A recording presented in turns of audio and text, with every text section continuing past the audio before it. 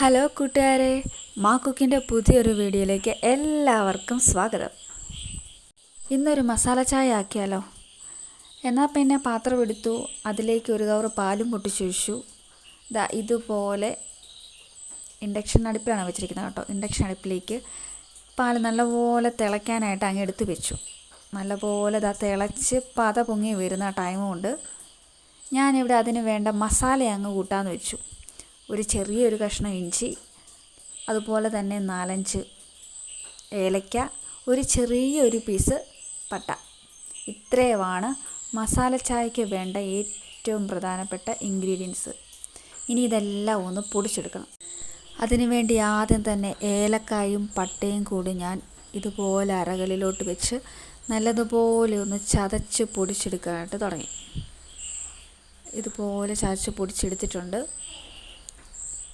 അതിൻ്റെ കൂടെ അത് പൊടിച്ച് മാറ്റിയതിന് ശേഷമാണ് ഞാൻ ഒരു ചെറിയൊരു കഷ്ണം ഇഞ്ചി കൂടി വെച്ച് ചതച്ചെടുക്കുന്നത്. നല്ലപോലെ ചതച്ചെടുക്കുന്നുണ്ട്. വേണമെന്നുണ്ടെങ്കിൽ ഇതിൻ്റെ കൂട്ടത്തിൽ വെച്ച് അങ്ങ് ചതച്ചെടുത്താലും മതി. കാരണം ഇതിന് കറുവപ്പട്ടയ്ക്കും ഏലക്കയ്ക്കും ആണെന്നുള്ള പൊടിയാൻ ഇച്ചിരി പ്രയാസമുള്ളത്. അപ്പോൾ അത് ആദ്യം അങ്ങ് ചതച്ചെടുക്കുകയാണെന്നുണ്ടെങ്കിൽ അത്ര എളുപ്പമായിരിക്കും. അപ്പോൾ ഇതെല്ലാം നല്ലപോലെ ചതച്ചെടുത്തതിന് ശേഷം തിളച്ച് വന്ന പാലിലോട്ടെടുത്ത് അങ്ങിടണം. അപ്പോൾ അതുകൂടി കൂടെ കിടന്ന് നല്ലപോലെ ഒന്ന് തിളച്ച് ഇതിൻ്റെ നീരെല്ലാം ആ ചായയിലോട്ട് ഇറങ്ങണം. അതിൻ്റെ കൂടെ ഞാൻ ഒരു 1/2 ടീസ്പൂൺ ചായപ്പൊടി കൂടി ചേർക്കുന്നുണ്ട്. ചായപ്പൊടിയുടെ കടുപ്പം അനുസരിച്ച് വേണം ചേർക്കാനായിട്ട്. നല്ല കടുപ്പമുള്ള ചായപ്പൊടിയാണെന്നുണ്ടെങ്കിൽ അതിനനുസരിച്ച് 1/4 ടീസ്പൂണോ വല്ലതും ചേർത്താൽ മതിയായിരിക്കും. അതല്ലെന്നുണ്ടെങ്കിൽ അതിൻ്റെ അനുസരിച്ച് 1/2 ടീസ്പൂണോ വല്ലതും ചേർത്താൽ മതി. അതിനൊപ്പം തന്നെ ആവശ്യത്തിന് വേണ്ട മധുരം ഞാനിവിടെ ഒരു 1.5 ടീസ്പൂണോളം എടുക്കുന്നുണ്ട്. ആ ചായയ്ക്ക് വേണ്ടത്രയും മധുരവും ചേർക്കുന്നുണ്ട്. ഒത്തിരി മധുരമായി പോയാലും ചായ അഴുക്കായി പോകും. അപ്പോൾ ഇത്രയേ ഉള്ളൂ. അങ്ങനെ റെഡിയായിട്ട് വന്ന മസാല ചായ ഞാനൊരു പാത്രത്തിലോട്ട് അരിച്ചെടുത്തതിന് ശേഷമാണ് നമ്മുടെ കോഫി കപ്പിലോട്ട് മാറ്റിയത്.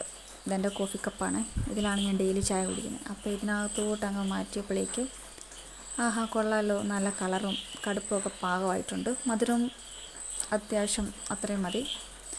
അപ്പോൾ കൊള്ളാം, നല്ലൊരു വെറൈറ്റി ചായ.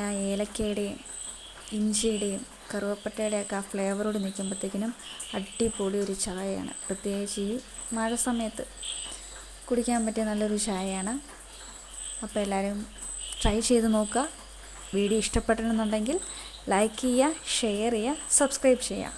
അപ്പോൾ വീണ്ടും പുതിയൊരു റെസിപ്പിയായിട്ട് കാണുന്നവരേക്കും ടാറ്റാ.